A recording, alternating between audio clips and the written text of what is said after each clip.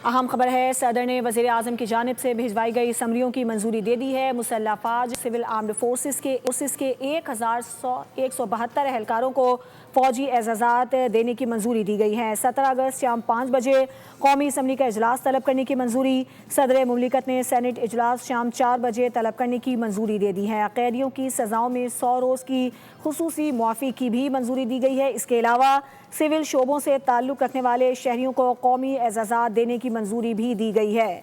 सदर ने वज़ीर आज़म की जानिब से भिजवाई समरियों की मंजूरी दे दी है। मुसल्लह अफवाज सिविल आर्म्ड फोर्सेस के 1172 एहलकारों को फ़ौजी एजाज़ात देने की मंजूरी दी गई है और 17 अगस्त शाम 5 बजे कौमी असम्बली का इजलास तलब किया गया है। सदर मुमलिकत ने सेनेट इजलास शाम 4 बजे तलब करने की मंजूरी दे दी है।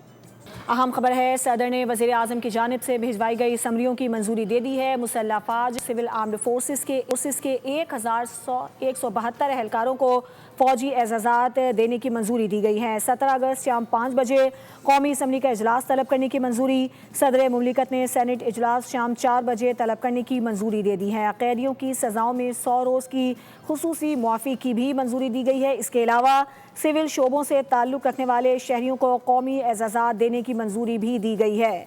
सदर ने वज़ीर आज़म की जानिब से भिजवाई समरियों की मंजूरी दे दी है। मुसल्लह अफवाज सिविल आर्म्ड फोर्सेस के 1172 एहलकारों को फ़ौजी एजाज़ात देने की मंजूरी दी गई है और 17 अगस्त शाम 5 बजे कौमी असम्बली का इजलास तलब किया गया है। सदर मुमलिकत ने सेनेट इजलास शाम 4 बजे तलब करने की मंजूरी दे दी है।